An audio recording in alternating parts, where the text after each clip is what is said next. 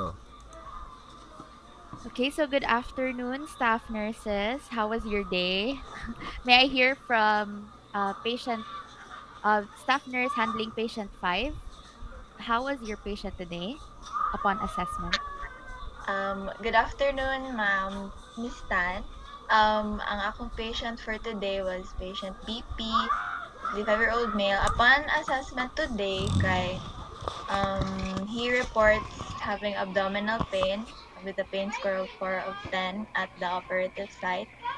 Paranormal ra iya vital signs and na siya wound dressings gikan sa iya surgical procedure pero intact ra and clean. So wala ra bleeding or um, mga secretions or something.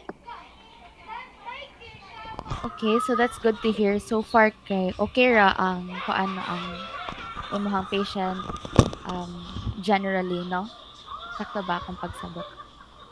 Yes po, sakto Yes. to ra. So BP underwent lap cole ba, no? And Yes. okay. So based on what I've read pod kay lap I'm just gonna discuss a bit about the procedure. Laparoscopic cholecystectomy is a minimally invasive procedure for removal of a diseased gallbladder, and this is the indicated treatment or the golden standard of treating cholecystitis, cholelithiasis, pancreatitis, or gallbladder masses or polyps. So one of the main complications that we have to watch out for post-operatively is bleeding, which is a very common uh, post-op complication, infection, and damage to surrounding structure. So, Miss Labadan, can you tell me what the signs of bleeding are? Okay, so for this procedure, bleeding can occur two ways. It can either be overt or you can see that there's actually blood or kanang covert. So it's like, for example, maybe it's internal bleeding. You can't really see blood. So if signs nga there is overt bleeding include melena, like black or tarry stools. Depende po asa ang location sa bleeding. So it's either if nasa sa upper GI, it's an upper GI bleed, it manifests as melena, whereas if it's lower GI bleed, kay hematopesia or fresh blood siya, so red siya with ang stool. Also, pwede siya hematemesis or like vomiting of blood.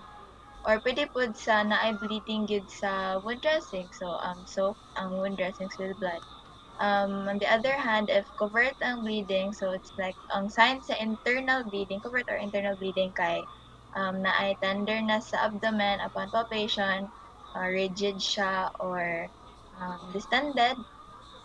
Pwede pod nga naa siya'y other signs of internal bleeding nga kuan na witness and read about is kanang chest pain, dizziness, and kanang sweating or diaphoresis. So mao to siya ang signs of bleeding. Okay, it's good na Miss Labadan that you're able to answer the different signs of bleeding, both covert and overt, para mo na siya ang imuhang bantayan sa imuhang patient no, in the upcoming days. So, speaking of upcoming care, what are your priority nursing diagnoses?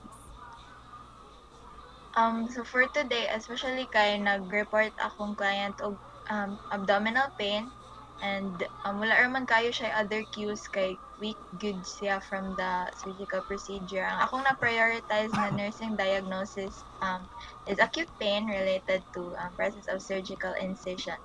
Pero pwede pod ko in the coming days mag impaired skin integrity, or readiness for enhanced knowledge pod about post-op care, especially sa iyaha wounds. Yes, I think that is very relevant to acute pain is relevant to your case today, and for the upcoming days kay murag sakto ra pod ang imuhang nursing diagnosis, or if possible mo na ang imuhang focus na himuon depende on how the case will progress. So I would also just like to add to enhance the healthcare team outcomes sa kaning lap kole, kay mo recommend ka og low fat diet, maintenance of low body weight and regular exercise. Kay 'di ba ang makakause sa gallstones kay kana mga cholesterol inana. So I know you will discuss this in your upcoming case con pod, pero I think it's just something to note. So I guess that would be all for patient 5. Do you have any questions, clarifications, Miss Labadan? None so far, Miss Tan mo communicate rin ako nimo if ever na. Thank you. Okay, thank you so much.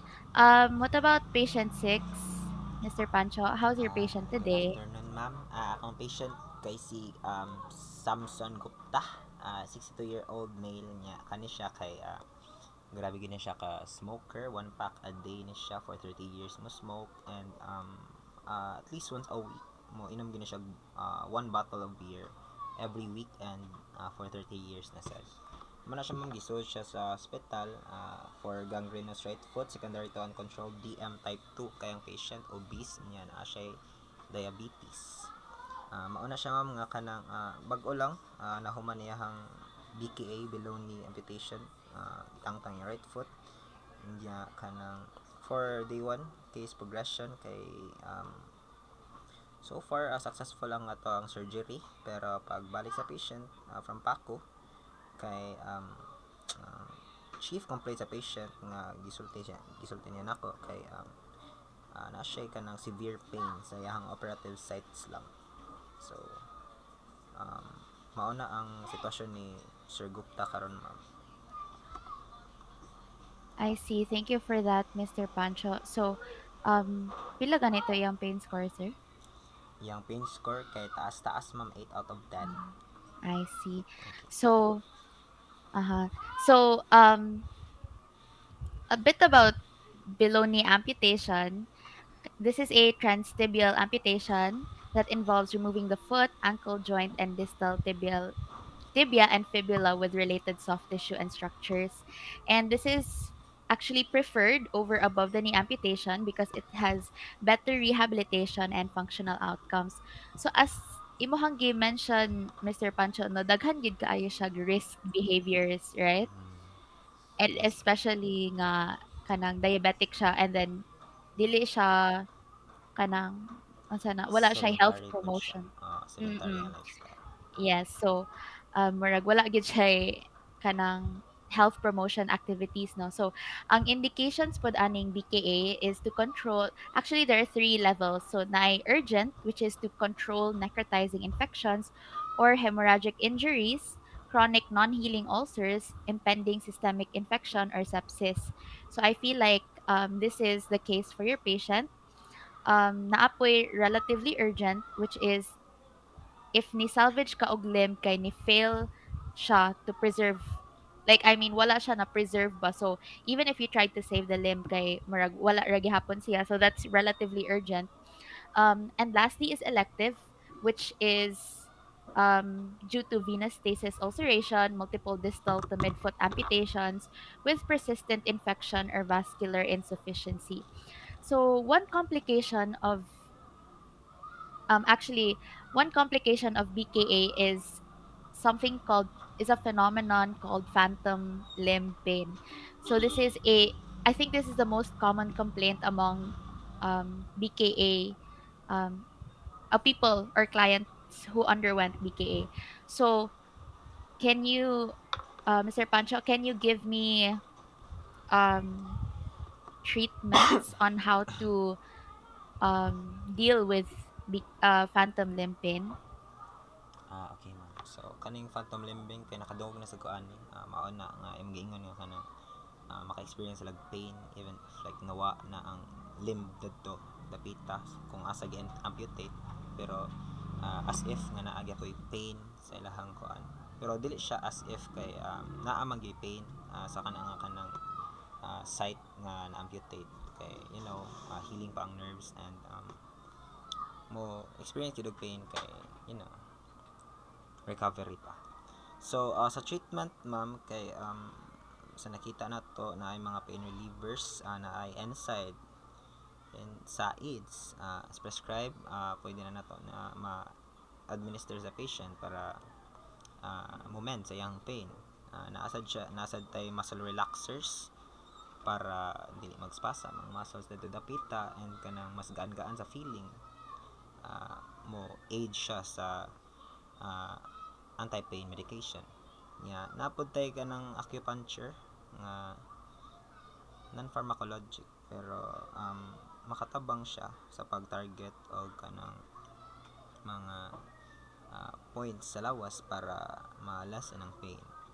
Nasad tay mapag-massage para ang circulation kay uh, ma- mo stimulate kay stimulation sa muscle mismo para hindot og kanang daga ng dugo dito.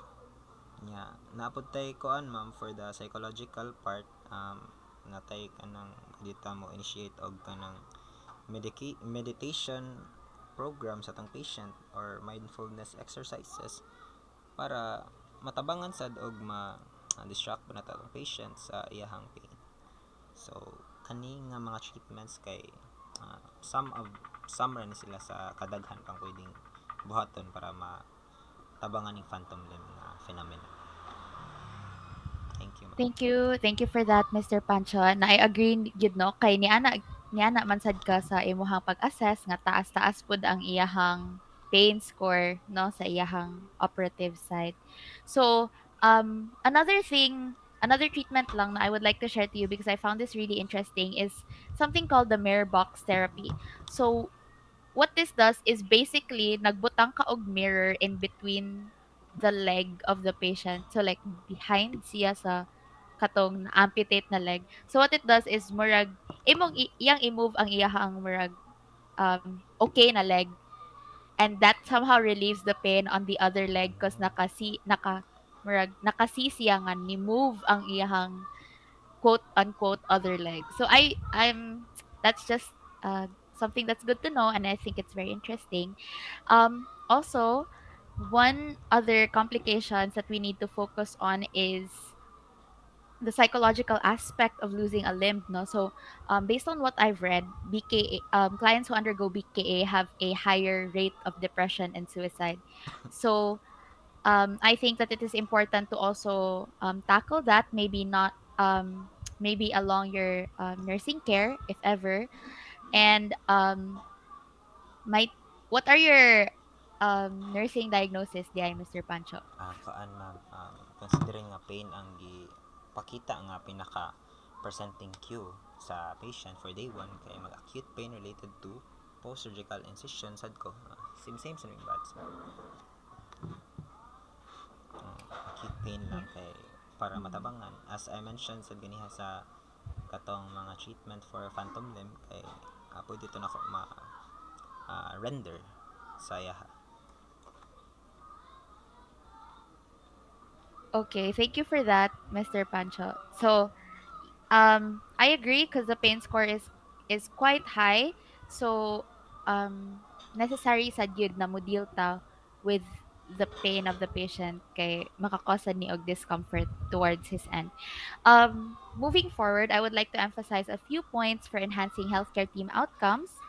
So, first is to monitor for the potential of reoperation, vascular insufficiency, systemic electrolyte imbalances or sepsis, and also assess if the patient wants to avail or to use any prosthetic devices. So that can also be one option. And I think this is also one of the ways to manage phantom limb pain. And lastly, to assess mental status, as what I've said kanina, including potential need for psychiatric evaluation and care. So I think that is all for my end on patient 6. Do you have any questions, Mr. Pancho? For my end ma'am kay wala ra sad. Thank you for the insights. Okay, so you guys did very well today. Provided na limited og time to do your requirements kay nakabuhat mo sa unsay gi-ask nako and naka-detail pud mo, naka-read pud mo sa case. So that's very good, and I look forward to learning from you the rest of the days na magkuyog ta. Thank you all Thank you, for ma'am birthday girl. Thank you. thank you Thank you guys. guys. Thank Sige, you. ending Bye. the record. Bye-bye. Bye-bye.